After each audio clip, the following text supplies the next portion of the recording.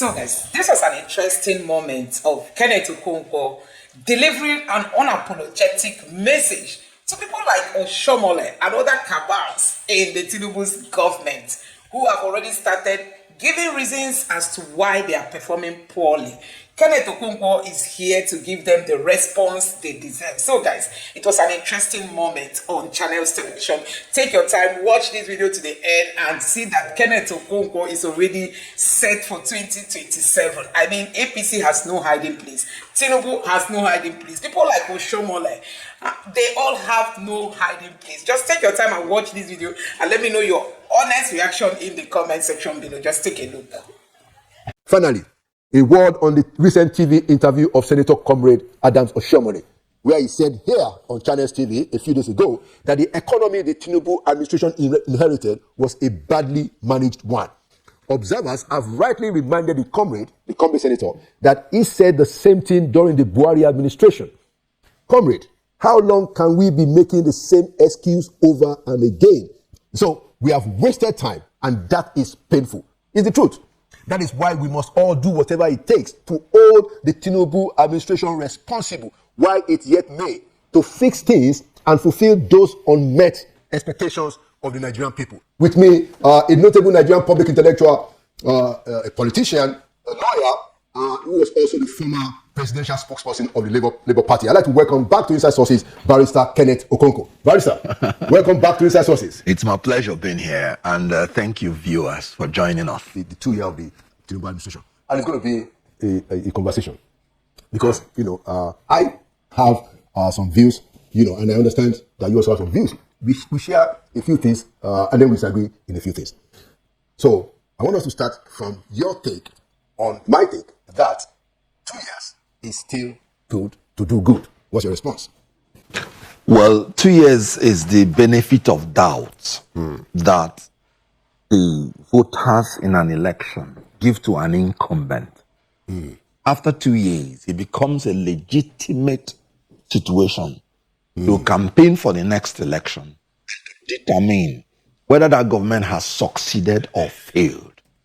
Recall in America, every 2 years they have election, so that they have a choice of changing the direction of the country if the incumbent is not doing well, or substantiating his position if he is doing well.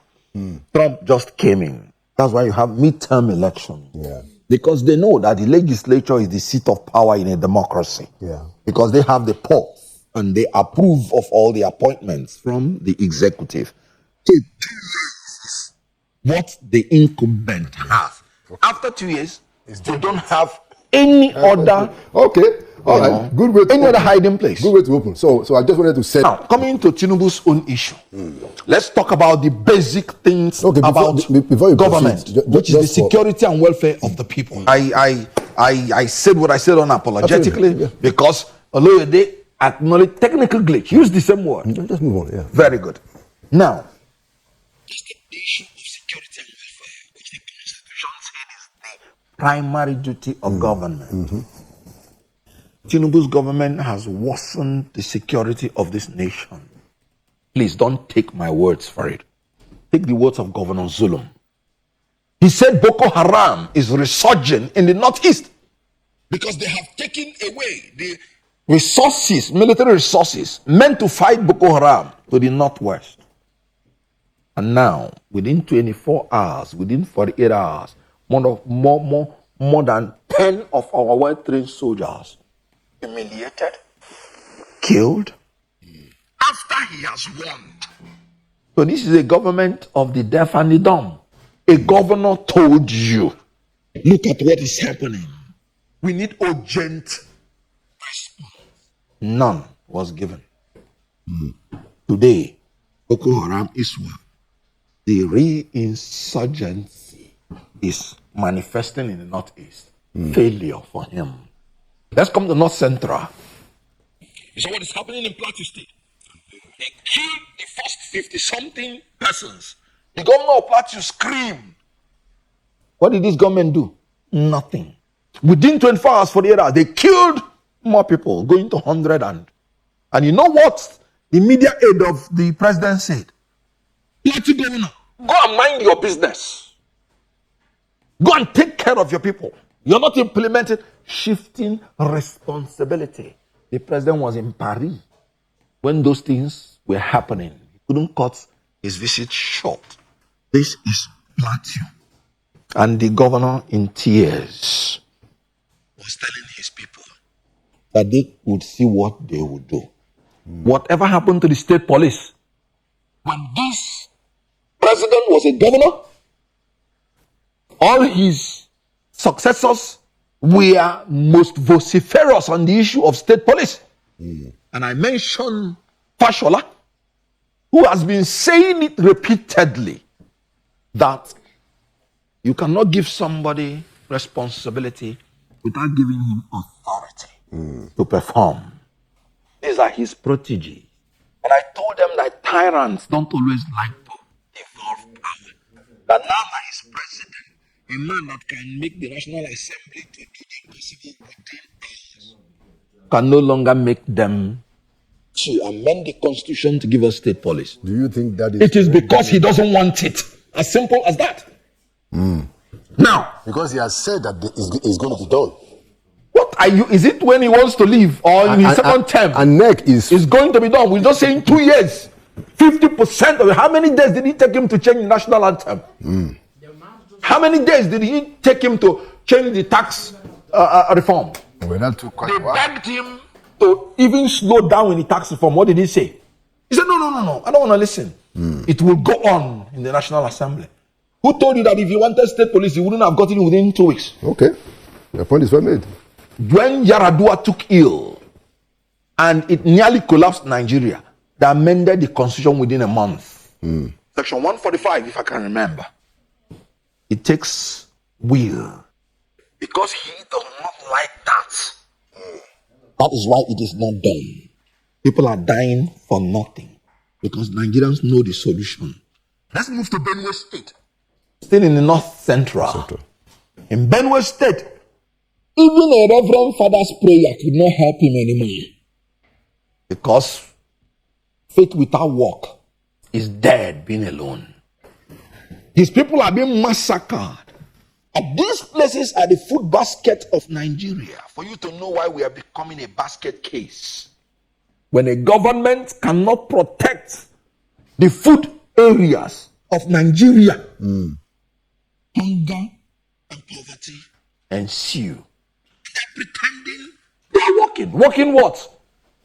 In Benue, they keep people to the point that the Reverend Father came out and said the federal government should up their game. That is an euphemism of failure. How many people will still need to die before they do something? Let's go to the Northwest. However it's called. An insurgent group that came in the disguise that they are protecting the people. And the people wholeheartedly submitted to them. You know why? Because of some spaces that are not just ungoverned, but ungovernable.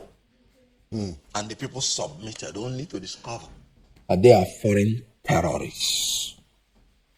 Do you talk about Niger? Good. The same thing.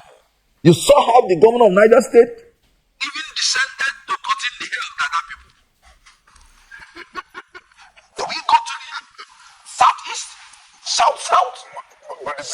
The same Cutting the story. head of dreadlocks, that's not the president's No, problem. it's frustration. No, the president is the one who is in charge of the security and welfare. He has the monopoly of the forces, has refused to cede the power to the state government by allowing them to have state police and giving them the commensurate arms to take on the insurgents that have superior power arms. No, okay. Dr. Nnamdi said it's only a madman that goes to confront a man with a gun. You must be insane. I wanted to take up, two issues. The first one is the issue of state police. And I see your point that when the president was going to change the anthem, it was quite and then of course the issue of the tax reform. Yes, they pleaded with him. Now the issue of the anthem is not as complicated as state police, but the issue of tax reform is quite something that is showed very clearly that this was the direction it is going. I think, and this is my own view too, I think that if you look at what he has represented, and that is what I am sticking by, he has been an advocate of state police. So I still believe, and I will be utterly disappointed if the 4 years is gone and we don't have state police. That's my counter on that. And then on the issue of so my question to you on that is, why 4 years? Why 4 years? Yes. Yeah. I don't disagree with the facts. The facts are the facts. Because it's 2 years. There's no point about denying whatever the fact is. Almost all the 36 governors, let's say 35, have agreed to state policy. So I don't think that he is blocking the state police. I think he is blocking the state police. I think that you are right that he's not as proactive as he was when he pushed the issue of tax reform, for instance. That is blocking. But it doesn't necessarily mean he's blocking. In criminal offense, I come as a lawyer. Okay. A crime is commission or omission. The same weight. Okay, but then the limit. You have just admitted there is a crime of omission. Let me respond. Let me respond. The difference there, as a student of logic, I'm not a lawyer, but as a student of logic, is that the crime has been done and the time has elapsed. In this case, there is still 2 years. I don't deny the fact, but there is still 2 years. So you see, if people are dying at this rate, and they're saying because we don't have enough men, we don't have enough boots on the ground, and you'd have to wait for another 2 years to allow 300 persons. 300 persons have died in Plateau State. Don't let's debate. I agree with you. Facts. I just want you to know that he's blocking it. So by omission. That's your commission. That's your view. I agree that indeed, yes, you are right to say that. Look, when he wanted the tax reform, he was very, four different complex views. Very strong about it. He made the point that, look, these guys don't know what they are saying, and I even commended him for that. Now, he hasn't done that for state police, but I think he still has time. Let's move on. There's a lot of things. Yes. Now, and you were saying something about his threats, as in when he wants something. Yeah.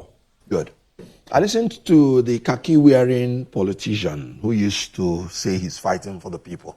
Who is now a bourgeois in your studio. I'm talking about Adam Sali Oshiomole. And when he was talking about Tinubu, he said, Tinubu is the only person that has not decamped from one party to the other, trying to create the deceit of consistency. That's what I'm talking about going into 2 years. The most inconsistent politician in Nigeria that has no ideology, no policy, no principle is His Excellency Bola Tinubu. I take it from 1999. I always say, don't take my words for it. We're talking about coalition. We're talking about this. Yes. And then somebody wants to give him as an example as a person that has been consistent in being in opposition. White lie. In 1999, Tinubu was elected as a governor under AD.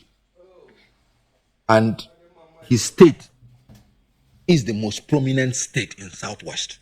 Right. The same 1999, AD went into coalition with APP and produced Olufalaye, and they voted Olufalaye under APP. Coalition. That was in 1999. They did not even wait the next year.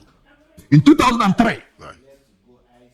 Tinubu, as an AD governor, right. PDP, the same PDP, and they voted for Olusegun Obasanjo. Tinubu particularly showed his ballot paper and showed how he voted for Olusegun Obasanjo. They dumped Olufalaye. In 2000 and... Did Olufalaye run in 2003? Yes. No. No, he did not run. They've packed him up. Yeah. So you can't say he dumped him in What? 2003 because he didn't run in 2003. That's Eddie. Yeah, but he didn't run in 2003. He did not run now. That's why they dumped him. They endorsed Olusegun Obasanjo to be their sole. Yeah, but you didn't know that of another party. You didn't know that Olufalaye wanted to run in 2003. Whatever it is, he did not run. So you didn't know. So that's what I'm saying. Okay, because he ran for them in 1999. Right. In 2003. Obasanjo, that is his arch political, he call it rival, call it opponent in the Southwest, aligned with him and personally voted for him. Coalition with PDP. In 2007, and that is where Oshiomole told a white lie. Tinubu had already fallen out with AD and their leadership at Afenifere. He dumped them. He formed AC. And as a sitting governor of AD, decamped to AC. Because AD was still there. No, but AD collapsed into AC, Kenneth. No, they did not collapse. AD as a political party was still existing. He destroyed AD so that he will now no longer be under the leadership of AD, which is controlled and was controlled by Afenifere. So he formed a new party, AC. Remember, he ran under AD in 2003. In 2007, he wanted to run with Atiku Abubakar. The same Tinubu endorsed Atiku Abubakar. Atiku Abubakar was the presidential candidate of AC 2007. He wanted to be the vice presidential candidate. Atiku refused because the Muslim ticket. So he decamped from AD into AC. Clearly, in 2011, he supported Goodluck Jonathan of PDP. Patient Jonathan just confirmed it by thanking them for throwing their support to the husband and herself. 2011. Right. In 2015, not because he loved Jonathan, but because Buhari did not agree with his terms. And that was why the coalition collapsed in 2011. In 2015, Buhari was willing to agree and concede to him. And he supported Buhari. This is a man that has never supported two presidential candidates in two elections from 1999 to 2015. 5 electoral circles. And you're telling me about consistency? Okay, all right. So let's just take it forward. I'll make a comment on my own perspective, and then we move to something else that I wanted to talk about. Now, and I'm going to start with North Central. And then I'll build it up.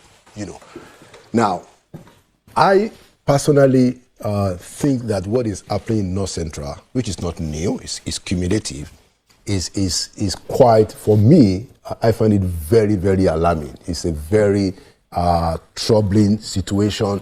And I think that as a people, I think we have even lost our humanity up to a point, because those deaths, those callous attacks no longer infuriate us as it ought to be. Yes. Which is why, I have tried on this program to humanize the story, to talk about, actually read out the names of the people.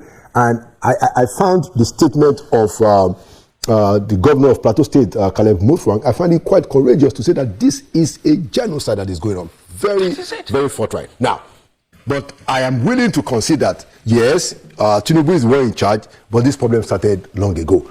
I wish that he has the courage to deal with it, because what I think has happened is that we've not been blessed with courageous leadership who understand that the reason why you have power is to help the people to transform situation. Again, I'm still holding that hope. Now, the other issue I wanted to talk, Okay. Well, no, you've made your point now. Okay, no, I wanted to point out. Okay, please go ahead. I respectfully disagree with you that as a people, right, we have lost our humanity.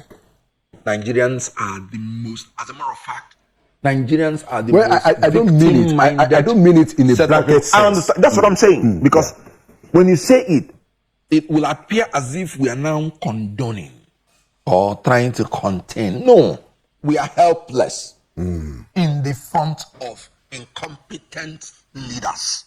Look at you. You're a journalist. You're not a soldier. So the best you can do is to be crying. And you're crying. What else will you do? Somebody begged, according to him, danced, and told you he has what it takes to stop it. And was given the chance, and it has exacerbated. So it is not a case of the people. The people are willing and crying. It's a case of leadership. I agree with you. And And you talked about courage. when I'm talking about, you will get back to that. When I was talking about the fact that we are losing our humanity, it's more about the political elites. Yes, the leadership. Yeah. Please go ahead. We're talking about now. You said we have not that have courage. I agree. The only thing the politicians in power in Nigeria do, unfortunately, is that they like to afflict the people with the pathogen of fear. They like to afflict them with the virus and bacteria of fear. And we will inoculate them with the vaccine of courage. Yeah. Because courage shall of necessity be more contagious than fear. Yeah. If they don't want to show courage to solve our problem, we should show courage to take them out. And that's the point. That's Not up to 5,000 persons embarrassing 200 million persons. I served under Buhari or Shibajo, and I didn't. It didn't happen the way we hope, which is why I'm here to say that look, we need to give Nigerians the information that they need. We need to be able to talk about these things objectively and realistically. We need to engage and contest issues, which is what we are doing today. So now let's move on to your perspective about the president's not defecting, which Comrade said. I also believe, I don't agree with you that that the AD was slippery. What happened was that AD dissolved. No. Into AC. And okay, all right. So AD existed. No, it certainly existed. Yes, good. So it did not dissolve. No. The people, the main protagonists of AD dissolved into ACN. Into AC. Oh well, it's leadership. Don't forget that. That's what I'm saying. Don't forget. And you say it's not decamping. No, that's not decamping. What is it? It's the same people that formed Alliance for Democracy, essentially, that moved. Why did they not substantiate? Why did they not build AD? Why leave AD? Well, look, so we can study those details. That's decampment. Let me explain. You've made your point, Ken. Just let me explain. Yeah. So, what happened in 2003? Yes, was that there was supposed to be some kind of understanding, between AD governors in the Southwest and the president, then Obasanjo, and like you said, so and the perspective, the mainstream perspective, Ken, is that Obasanjo, outplayed 5 of them except Tinubu, who was able to still say, okay, look, we do not oppose you for presidency, but we are holding our ground. That was the agreement, but it turns out that Obasanjo managed to outwit the 5 others. Oshoba in Ogun, what's his name? Lamadeshino in Oyo, Akonde in Osun, Niyi in Ekiti. There's one more state that we are missing. I think you've got Lagos, Oyo, Ondo. I think it's I forgot the name of the governor in Ogun State. So in Ondo State, yeah. So that was the system. All of them were outwitted, outplayed, outdone by Obasanjo, except Tinubu. Yes. So that was how ACN. So AD was crushed in that defeat. So those leaders, including Oshoba, and most of these other governors, moved and said that look, we are starting AC first. So essentially, Tinubu did not leave his people, whatever name you call it. He kept with his people. Now, which people? On the Southwest, the mainstream.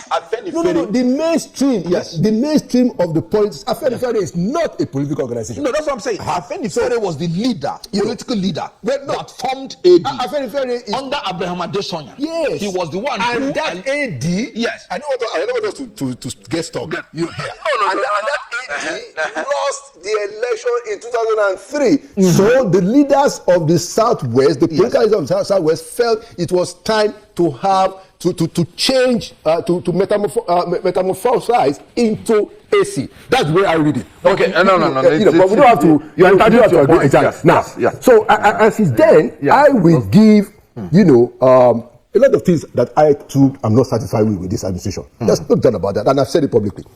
But I will still give Tinubu the credit that he stuck with his people, from AC, and stood there. Look, even when the APC won the election in 2015, they still marginalized Tinubu, and he did not leave.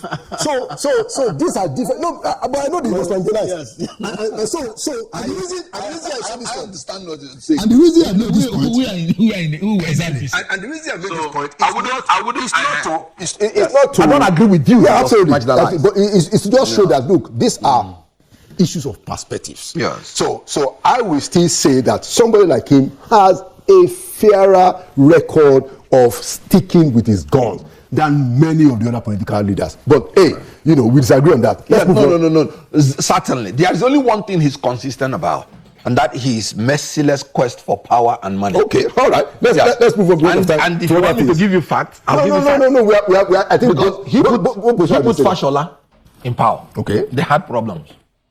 Fashola was the first person that started modernizing Lagos.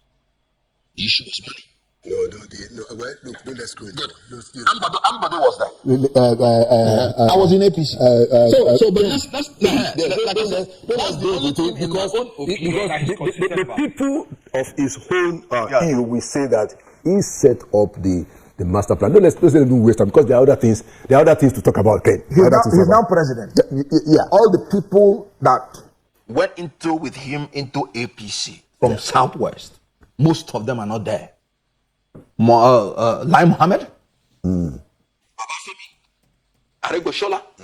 So let's go. When we say people, of course, that is Oshibanjo. Yeah, that is another story. Good, that's another story. So I'm just trying to let you know. No, that's another story. My whole point is that when you along. No, I didn't say that. No, I didn't say. I said that was the format. I'm talking about how AD metamorphosed into AC. That's no, he did not metamorphose. That's right. That's why it's not the campaign. Metamorphosis is that. Okay, that was what happened. No, let me. Who is? I mean, tell me. Who are the people in AD when AC was from? Tell me. Remained in AD. Adebanjo is not the politician. Hold on. Adebanjo was a politician. He was in charge of the AD. They were still having meetings. Yes, Afenifere is a socio-political. I will tell you what. It's not a political party. I will tell you what muffin is. I'll tell you what. No, I'll give you an example what muffin is. Okay. AC morphed into ACN. ACN morphed into APC. No, those were mergers. Those are different. But AD, this argument is not necessary. It's not because of the point. I think we have both made our point. Let's go to other things that I want us to talk about. So we've talked about the North Central and responded on the issue of Tinubu's presidency. Now let's talk about the point I wanted to make about North Central. Yeah, is that the we don't seem to understand that when you have a governor, and this is important for the federal government because they control security. When you have a governor call a situation a genocide, that is an official indictment. It is close to it. Is not, you are a lawyer. It is not a prima facie, but it's close to it. Yes. When you have a governor, and this thing has international implication. The International Criminal Court is there because a genocide is a crime against humanity. So a governor of a state has come out to say this is genocide. I think that they better take the matter seriously because this issue can be internationalized and there will be basis. There will be basis because the system, as it is currently being our system, is not working. It's not delivering justice to the people of North Central Nigeria. Sorry again to say I disagree with you a bit. Okay. You said this issue can be internationalized. Yes. And I'm already saying it's already internationalized. I'm saying that it can even go to the Why? to the ICC. That's what I'm saying. Sure. Why do you gone there? why do you think that America is putting Nigeria now closer to people that are terrorizing Christians? Officially. It is because of such things. And then coupled with the terrible mistake that Tinubu did by picking a fellow Muslim, creating the impression, perception is very funny. Right. Any nation that is blessed with diversity, they do not understand the power they wield. America became one of the most powerful nations on earth because of harnessing their diversity. True. If they want to take on any country, they will have people from that country that they have as citizens who enjoy free and equal everything in the eyes of the law. You can imagine if Nigeria can harness their diversity. We have access to Christian nations. We have access to Muslim nations. We have access to black, whites, everything. And now you see this country because of leadership of people like Tinubu, who is antithetical to everything, our diversity. And any nation that rejects such spirit of diversity will continue to go down. If Tinubu rules Nigeria for 30 years, and I am quoting Boala, he cannot afford anything new. According to Boala, I said, don't take my words for it. Kenneth, I must interject that, Go ahead. He said even if you give him 30 years, is it not happening? I mean, this is just a sidebar that we should treat quickly. I don't understand the logic of bringing a Boala. Since you raised it, I don't understand the logic of making a Boala a spokesperson. If you wanted to neutralize him, based on all the things that he has said about the president, it reflects badly on both of them, both himself and the president. Now, if the president wants to neutralize him, which is what I think he's doing, or if he wants to settle him, go and put him somewhere, but to bring a Boala, and it reflects badly poorly on the character of Boala. Now, and you see how Boala has had to fight. There was even a time he went on TV and he needed for water. Yes. I mean, his throat was dry. But that's a setback. Exactly. The only reason he was taken was to deny the opposition of Boala. I remember that. Immediately he was taken. Boala wanted to say, I'm the spokesperson. Boala said, shut up. You are not. Yeah. Can you imagine bringing a lawyer and saying he's a policy analyst? No, what policy is analyzed? Let's move on. Economics or what? Ken, I want us to also talk about the state governors. And I will explain, and then you can also make your own comment. Now, let me restate my view. I have some issues with this comment. No doubt about it. But I'm holding out hope. That's the difference between you and me. Yes, I'm already hoping. Exactly. Yeah. I'm holding out hope because something tells me that with all these things that this man was the one, he was the leader of progressive politics. So I'm going to give him his 4 years. All right. So I will say that state governors are in charge, Ken, of education. They're in charge of health. They can make things happen in a grid. They can provide human capital development. They can even ensure that the productivity of agriculture in their states can actually bring some kind of succor to their people. This was what happened during regional governments. I grew up in the West, so I can talk about how as regional premier, was able to do free education, free health, and even in the Second Republic, UPN did free health and free education. These were state policies. UPN was not in the federal government. How much responsibility are you willing to concede that the governors have in what it is that is the fate of the country today, Ken? Very good. First and foremost, you talked about agriculture. How can somebody go to the farm? When he goes to the farm, he will be killed. It happened in Enugu, my state. It happened in Benue. It happened in Plateau. It happened everywhere in Nigeria. You recall that those 16 people were killed because of apprehension that the natives have been killed consistently. Yeah. So how do you go to agriculture when your life? That's why I'm saying, why don't you give this people state police so that I will have a reason to blame them? But aren't you giving the governors? Let me comment. I just talked about agriculture. Yeah. Because when you give somebody leeway to escape whatever you say, you can't blame him. Now, let's talk about, because they say when the fish starts getting rotten from the head, there is nothing you can do. The body must rot away. We talked about Awo. Awo ran federalism. The resources of Southwest was in his hand. And he paid tax to the federal government. 50% of it. Give the something to these governors. I will be the first to blame them. How do you blame them? They come cap in hand to Abuja. And whatever you give them, at whatever time you give them, that's what they will operate. Good. You know one thing? I am telling you the major things you mentioned. Yeah. Am I exonerating the governors completely? No.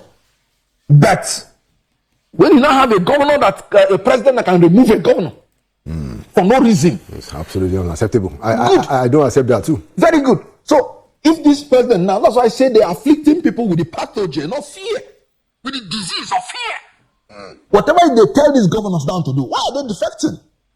For the same reason, fear.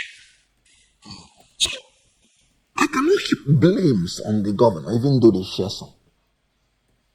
But you can only blame them as much as you want to blame them. But when you come to facts, you will see that they will defeat you on those facts.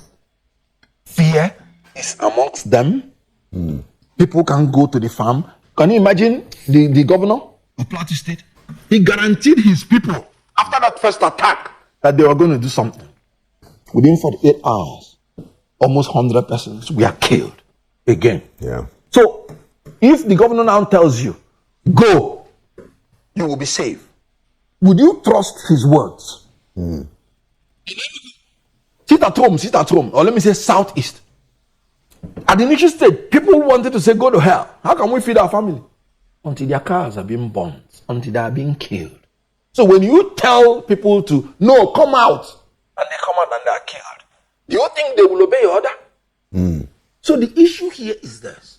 As far as security is concerned, cede this power to the state. But Ken, I must tell you. Good. I must tell you that So, in the last I know where you're coming from, but then in the they last are completely. Okay, all right, good. I They mean, don't have power over their own resources. yeah, good point, Ken. And I don't disagree. Like I said, there's no point disagreeing with the reality. In the last National Economic Council meeting, the state, the issue of state police was on the agenda. Yes. But they skipped it.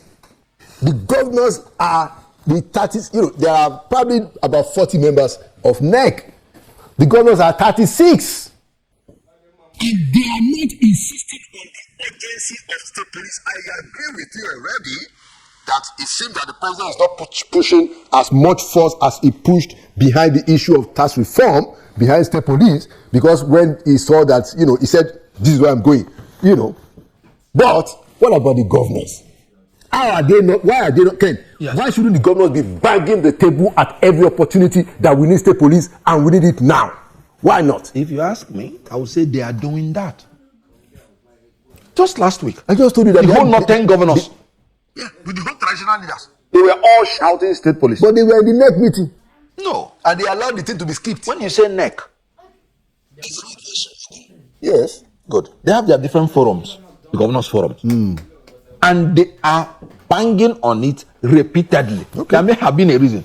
In the NEC, that same NEC, they have said it before. Yeah. So it's not as if they've not said it at all. Yeah, and the reason why So when you're banging something, Yeah. is it not only to the deaf that you bang something?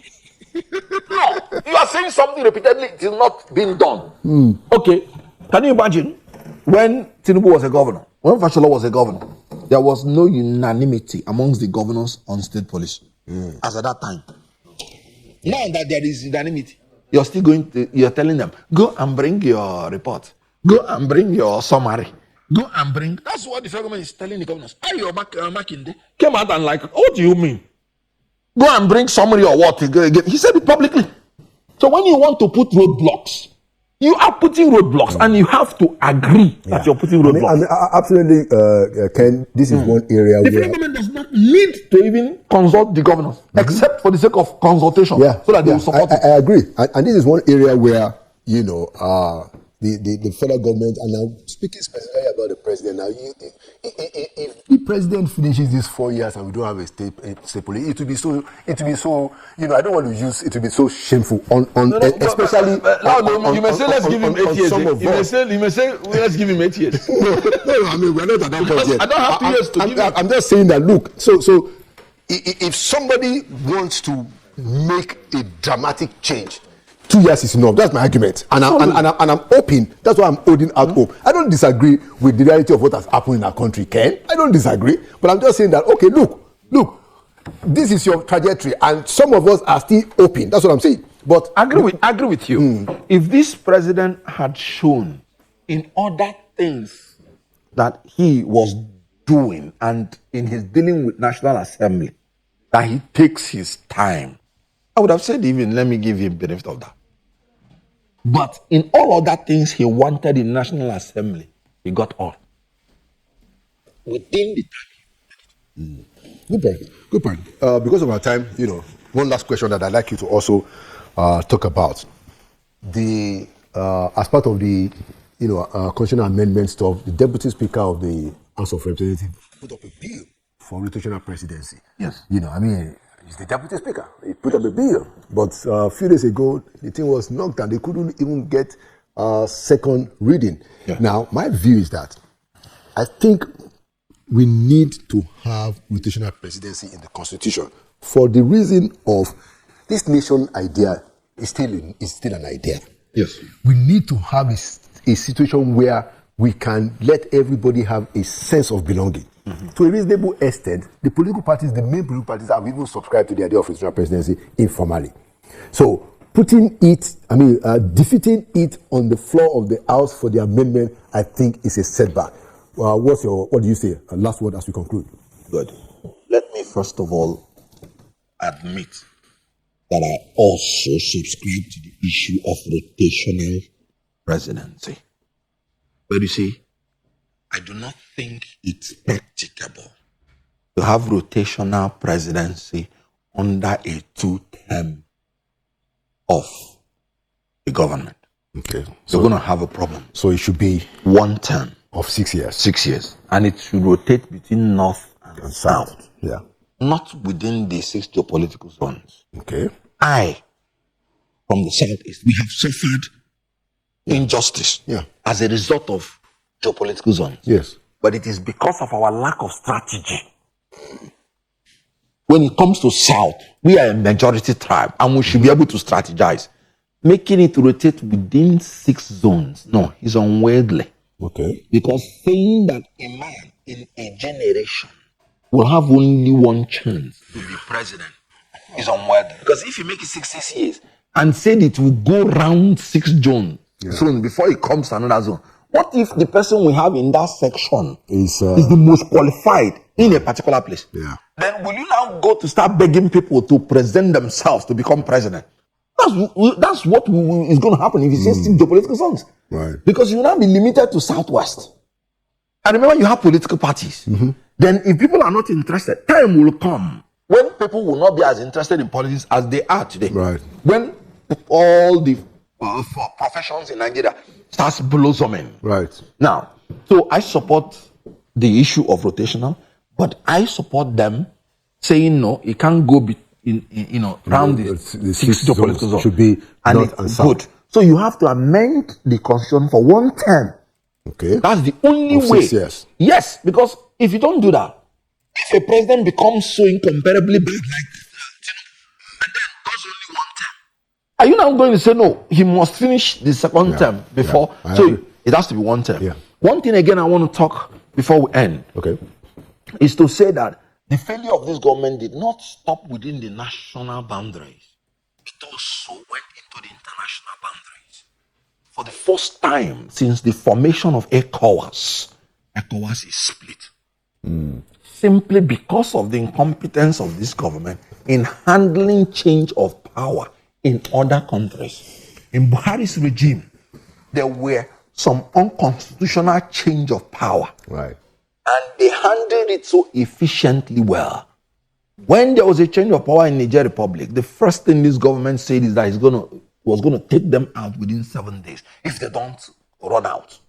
In diplomacy, you carry a big cane, but you go with soft words. Thank you so much, Mr. Kenneth Okonkwo. A very outspoken and, I dare say forthright. Certainly. I know you're a politician, but your views are quite strong, and that is what we encourage in Inside Sources. Because, look, we have to speak very frankly to the issues, even when we disagree. Oh, sure. Thank you so much for coming. When dealing with an intellectual like you, it's always It's a journalist, but I think it has been a very good conversation. Yeah, and it's important for us to keep raising our voices because we're not going to give up. Nigeria belongs to all of us. We are not. And we won't lose our voice. Thank you for coming again to Inside Sources. And thank you for your contributions, to national development, Brother Kenneth. Thank you. All right. And there you have it, another edition of Inside. So guys, that was it. Kenneth Okonkwo, just as always, he's always ready to tell them what they would not like to hear. He comes out with that naked wire truth that the ruling party will never want anybody to tell them. We all know that they are not depending on their performance because they've scored 0. All they think they can do now is just to gag politicians, APC members to join the APC, but they forgot that these politicians, they only have one vote. They are not the people. Like in Delta State, even though the governor has moved to go and listen to what Deltas are saying, they said they are not going to the APC. The APC that has left insecurity to ravage Delta State. Tell me how a right-thinking Deltan will want to vote for the Tinubu's government. All this while they've been crying, nobody has come to their rescue. Look at what has just happened in Plateau State, in Benue State. If not for the kind of, electoral umpire we have in this country, there is no way even that Reverend Father in Benue State would have won. Because Otom was somebody that the people loved. There is no way this governor would have won. I mean it. But because we have a compromised electoral system that, you even have your results before elections begin. That is what they are trying to do. It's not as if Tinubu is depending on, votes that count. No. They are just looking for a way to gather people and tomorrow they will declare themselves winners. Anyway, Nigerian youths are prepared for them. Let me know what you think about this in the comment section below. Please don't forget to subscribe to the channel, turn on the notification bell. Please give this video a like so that YouTube can recommend it to others, and drop your thoughts in the comment section below. Thank you.